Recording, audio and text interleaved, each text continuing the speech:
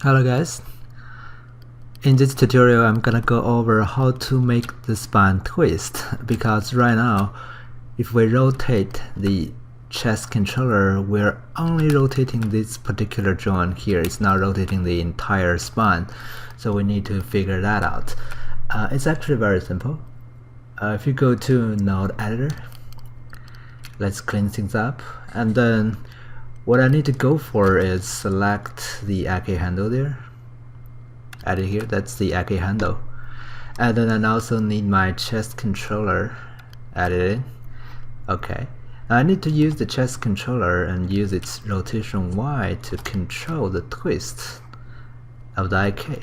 Okay, now if you do that, when you rotate the chest controller, now you see the entire body, the entire torso twists with it. To make things much easier to see, we can grab those joints in the middle, okay, and go to display, transform display, local rotation axis, and now if you rotate it, you can see very clearly that the spine is twisting now.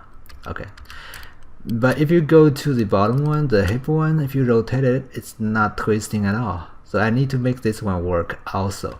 Okay, the first thing I need to do is grab it and add it into the node editor, and I also need to use the rotation Y to control the roll. If I do that, when I rotate it, it's actually rotating the entire chin. Still not a very good twist. So what I need to do is create a multiply divide.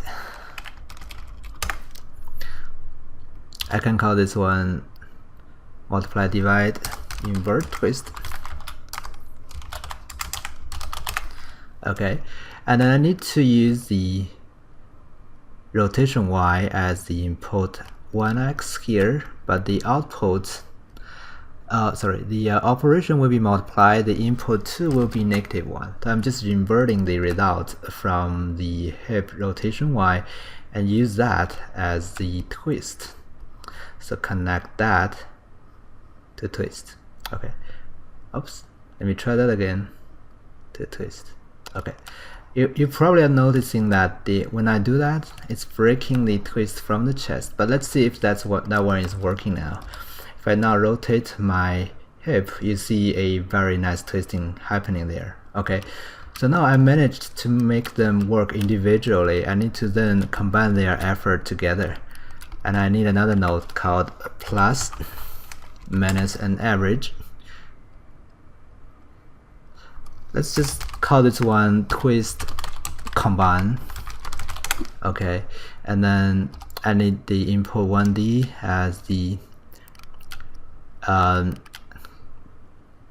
method I'm going to use. The rotation Y from chest will be input 1D0. And then Maya will give me another input here. Let me delete what's happening here and drag the inverse version of the rotation Y of the hip as the input 1D1. And what Maya will do here, if you go to the attribute editor, you see now this node is doing the sum operation. That means I'm adding those two together, and then the result will be the twist. Now both the chest and the hip, their twisting effect applied on the spine will be added together, and then getting the final result. Now if you take a look at it now, when I twist the bottom hip, the spine twists. If I twist the chest, the spine also twists. Okay, and if I twist them together like this and twist that one, they will work together too. Okay. So both of them are working now. So that's the basic of the twisting setup. Another thing I want to go over is how to make it not only a FK kind of behavior, but to make it both AK and FK together. Meaning when I drag the middle one, it's only gonna control what's happening in the middle. Right now if I move it, it's gonna control everything on top of it, or everything, and it will control both the spine and the chest, because the chest controller is the children of the spine. Okay, so let me figure out the first step. I want it to be able to rotate the span when I rotate it, but when I move it, when I move the span controller, the chest should not move with it, but when I rotate it, the chest should be rotating with it, right? That's the thing I need to do first. So now let's get the chest controller here.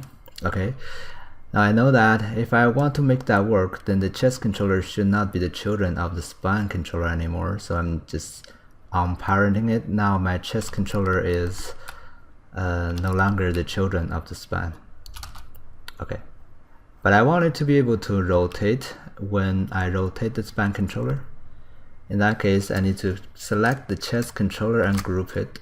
Let's name this one AC chest GRP. And this group, and I need to put its pivot to where the AC span is. Okay, I'll grab the AC span. Let's go to display, local rotation, transform display, and then rotate pivot. That way I can see the pivot here. What I need to do now is select the group of my AC chest and then snap it to where the pivot of my AC span controller is. I can isolate them and then holding down D and V while with my group of my chest controller selected, holding down D and V, minimize drag to move the pivot right there. Okay, now select the AC hip span controller and then control select the chest GRP in the outliner. Now I can do a constraint or a constraint only. Okay, that way when I rotate it, the chest controller will be rotates with it, but when I move it, it will not. Okay, that's step one. This step is breaking the parenting system before and only having the chest controller rotates with the span controller. Okay, another way I want to have, another functionality I want to have is when I drag it left and right, I need to see the span moving with it. We all know that we have the cluster. See where it is? The cluster, or the, let's see, I think it's underneath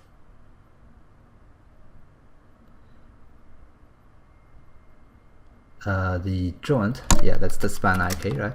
We have this curve that is controlling the span joints, and we have the clusters to control those too. So I don't have extra things to be able to have that extra movement. So I have to actually duplicate the curve span IK curve we had before. Let's call this one middle offset. Okay, now select the new one and then control select the original one. Let's do a deform blend shape. Let's call this blend shape span middle offset blend shape and apply. If you don't know what blend shape is, it's fine. I will explain those things later, but for now I just need that to be done.